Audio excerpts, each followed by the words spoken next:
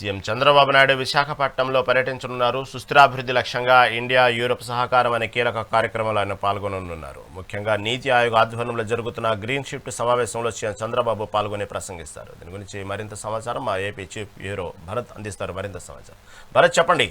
చంద్రబాబు నాయుడు విశాఖపట్నంలో పర్యటించనున్నారు. ముఖ్యంగా ఏదైతే ఇండియా యూరప్ సహకారం అనే కీలక కార్యక్రమంలో ఆయన పాల్గొంటున్నట్టు వార్తలు వస్తుంది. తాజా అప్డేట్ ఏంటి?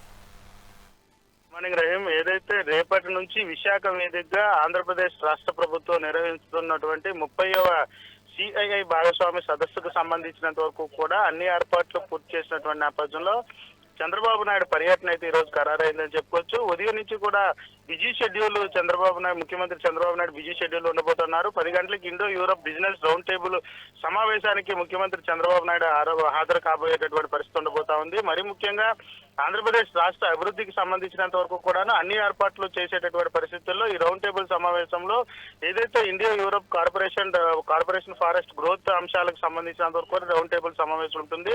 రౌండ్ టేబుల్ సమావేశంలోనే గ్రీన్ షిఫ్ట్, అదేవిధంగా ఇన్నోవేషన్, యూరోపియన్ పెట్టుబడులకు సంబంధించి పరిశ్రమ ప్రతినిధులతో కూడా చర్చిస్తారు. అదేవిధంగా కూడా మధ్యాహ్నం తైవాన్, ఇటలీ, స్వీడన్, నెదర్లాండ్ ప్రతినిధులతో భేటీ అయినటువంటి సిచ్యువేషన్ ఉంటుంది. అదేవిధంగా కూడాను ఏదైతే న్యూ ఫ్లవర్ చైర్మన్స్ అయినటువంటి సమిత్ మిశ్రా కానీ, అదేవిధంగా కొంతమంది దిగ్గజాలతో ఏదైతే చైర్మన్ గ్రూపులకు సంబంధించినంత వరకు చైర్మన్స్, అదేవిధంగా ఏదైతే కంపెనీలకు సంబంధించినంత వరకు ప్రతినిధులతో సమావేశం అయ్యేటటువంటి పరిస్థితి ఉంటుంది. మరి ముఖ్యంగా మురుగప్ప చైర్మన్ తో పాటుగా కోరమండల్ ఇంటర్నేషనల్ ఎండీకి సంబంధించి శంకర్ సుబ్రహ్మణ్యన్, అదేవిధంగా హీరో సంబంధించి కూడా హీరో ఫ్యూచర్స్, ఇటువంటి గ్రీన్ ఎనర్జీకి సంబంధించి కానీ పూర్తిగా విశాఖలో ఏర్పాటు అయిపోతున్నటువంటి సిఏ సమ్మిట్ కి సంబంధించినంత వరకు కూడాను పూర్తి స్థాయిలో భాగస్వాములతో భాగస్వామ్యంకి సంబంధించినంత వరకు కూడా పెట్టుబడులు తెప్పించేటటువంటి పరిస్థితుల్లో రాష్ట్రానికి పెట్టుబడులు రప్పించే విధంగా కూడా రాష్ట్ర ప్రభుత్వం ముందుగుంటానే ఎవరైతే ప్రతినిధులు ఉన్నారో ప్రతినిధులతో ప్రత్యేక సమావేశం ఏర్పాటు అవుతున్నటువంటి పరిస్థితి. ఇండో యూరోప్కి సంబంధించినంత వరకు కూడా పెట్టుబడులు ఆహ్వానించడానికి ఏదైతే రాష్ట్రంలో ఉన్నటువంటి వనరులకు సంబంధించినంత వరకు పూర్తి వనరులను సంబంధించి వివరించి ఎటువంటి పెట్టుబడులు ఏ ప్రాంతాల్లో తీసుకురావచ్చే అవకాశం ఉండబోతుంది, ఎటువంటి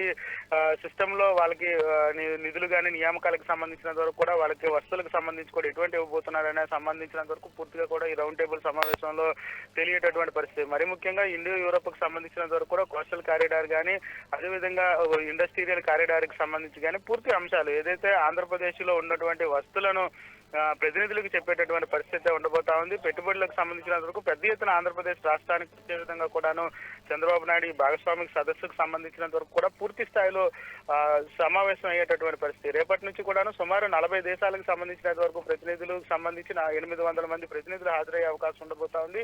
2 రోజుల పాటు ఈ కార్యక్రమం జరగబోతా ఉంది విశాఖ వేదికగా.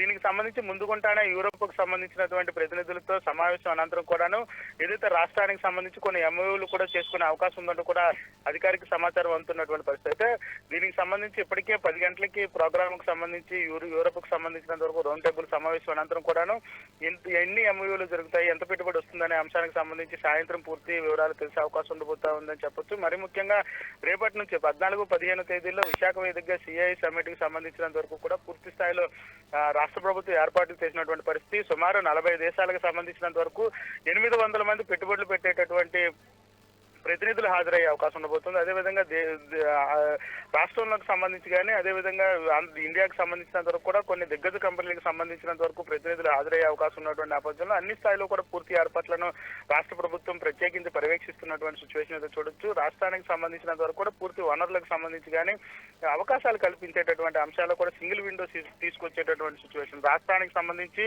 ఏదైతే వస్తున్నటువంటి కంపెనీలకు కానీ వస్తున్నటువంటి ప్రతినిధులకు కానీ రాష్ట్రంలో ఎటువంటి సంక్షేమ కార్యక్రమాలు ఉండబోతా ఉన్నాయి, రాష్ట్రానికి ఎలా ఆహ్వానించబోతా ఉన్నారు, వనరులకు సంబంధించినంత వరకు ఎటువంటి వనరులు వాళ్ళకి అవకాశాలు కల్పించబోతా ఉంది, రాష్ట్ర ప్రభుత్వం ఏదైతే సింగిల్ విండో సిస్టమ్ లో తీసుకొచ్చేటటువంటి అంశానికి ముందుకుంటూ అడుగులు వేస్తున్నటువంటి తరుణంలో ఎటువంటి పెట్టుబడులు వస్తాయనే దానిపై కూడా పూర్తి స్థాయిలో అందరూ కూడా వేచి చేస్తున్నటువంటి సిచ్యువేషన్ అయితే కొనసాగుతుంది. ఇండియా యూరోప్ కు సంబంధించినంత వరకు పూర్తి స్థాయి సమావేశం ఏదైతే గ్రీన్ ఫీల్డ్ కి సంబంధించినంత వరకు కూడాను సమావేశం అవుతున్నటువంటి పరిస్థితి. గ్రీన్ ఎనర్జీ కానీ పూర్తి స్థాయిలో రాష్ట్రానికి సంబంధించినంత వరకు కూడా అన్ని వనరులు వాడుకుంటూ రాష్ట్రానికి సంబంధించి పెట్టుబడులు తీసుకొచ్చేటటువంటి పరిస్థితుల్లోనే అదేవిధంగా ఉపాధి అవకాశాలు కల్పించే విధంగా కూడా రాష్ట్ర ప్రభుత్వం ముందుకు అడుగులు వేస్తున్నటువంటి తరుణంలోనే ఇటువంటి సమావేశాలు రౌండ్ టేబుల్ నిర్వహించడంపై అయితే మాత్రం ఆనందదాయకంగా చెప్పుకోవాల్సినటువంటి పరిస్థితులు. ఇది ఒక స్టెప్ గానే చెప్పాల్సినటువంటి పరిస్థితి, ఒక ముందడుగుగానే చెప్పాల్సినటువంటి సిచ్యువేషన్ అయితే ఉంటుందని చెప్పొచ్చు. Right Bharat, right, thank you for update.